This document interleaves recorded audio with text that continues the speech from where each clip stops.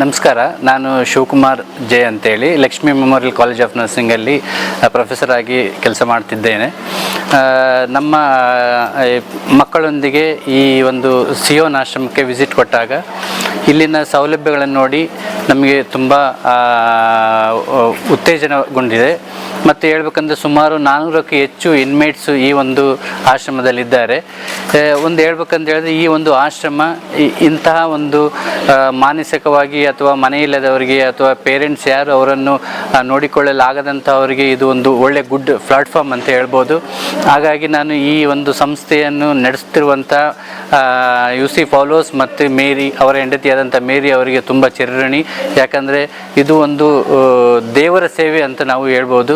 ಹಾಗಾಗಿ ನಾನು ಎಲ್ಲರಲ್ಲಿ ಕೇಳ್ಕೊಳ್ಳೋದಿಷ್ಟೇ, ನೀವು ಆದಷ್ಟು ನಿಮ್ಮ ವಿದ್ಯಾರ್ಥಿಗಳನ್ನು ನಿಮ್ಮ ಕಾಲೇಜಿನಿಂದ ಕರೆದುಕೊಂಡು ಬಂದು ಈ ಒಂದು ಸಂಸ್ಥೆಗೆ ವಿಸಿಟ್ ಮಾಡಿ ಮತ್ತು ಇಲ್ಲಿನ ಸೌಲಭ್ಯಗಳನ್ನು ನೋಡಿ ಮತ್ತು ಇದರಿಂದ ಈ ಸಂಸ್ಥೆಯು ಬೆಳೆಯಲಿ ಎಂದು ಹೇಳಿ Savita, Lakshmi memorial college of ನರ್ಸಿಂಗ್ನ PPBSನ ದ್ವಿತೀಯ ವರ್ಷದ ವಿದ್ಯಾರ್ಥಿನಿ. ಆ್ಯಕ್ಚುಲಿ ನಾನು ಮೂಲತಃ ದಕ್ಷಿಣ ಕನ್ನಡ ಜಿಲ್ಲೆಗಳಾದರೂ ಸಹ ನನಗೆ ಈ ಗಂಡಿಬಾಗಿಲಲ್ಲಿ ಇಂಥ ಒಂದು ಆಶ್ರಮ ಇದೆ ಅನ್ನೋ ಮಾಹಿತಿ ಇರಲಿಲ್ಲ. ನಮ್ಮ ಈ ಶೈಕ್ಷಣಿಕ ಅಂಗವಾಗಿ ನನಗೆ ಅವಕಾಶ ಸಿಕ್ಕಿದ್ದಕ್ಕಾಗಿ ತುಂಬ ಖುಷಿ ಆಗ್ತಿದೆ.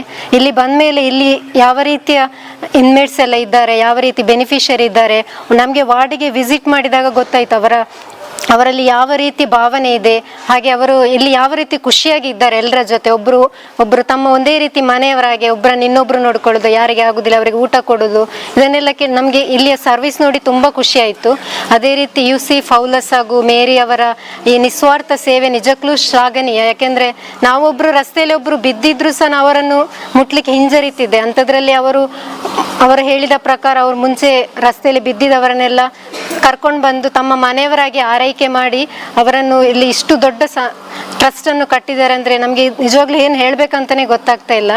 ಹಾಗೆ ನಮ್ಮನ್ನು ಇಲ್ಲಿಗೆ ಪ್ರೀತಿಪೂರ್ವಕವಾಗಿ ಸ್ವಾಗತಿಸಿದ ನಮ್ಮ ಇಲ್ಲಿ ಅಡ್ಮಿನ್ ಆದ ರಿತೀಶ್ ಹಾಗೂ ಎಲ್ಲ ಸಿಬ್ಬಂದಿ ವರ್ಗದವರಿಗೂ ನಮ್ಮ ಲಕ್ಷ್ಮೀ ಶಿಕ್ಷಣ ಸಂಸ್ಥೆಯ ಪ್ರಾಂಶುಪಾಲರು, ಮ್ಯಾನೇಜ್ಮೆಂಟು ಹಾಗೂ ಎಲ್ಲ ಸಿಬ್ಬಂದಿ ವರ್ಗದವರು, ಶಿಕ್ಷಕ ವೃಂದದವರ ಪರವಾಗಿ ತುಂಬ ಹೃದಯದ ಧನ್ಯವಾದಗಳನ್ನು ಹೇಳುತ್ತಾ ನನ್ನೆರಡು ಅನಿಸಿಕೆಗಳನ್ನು ಕೊನೆಗೊಳಿಸ್ತೀನಿ.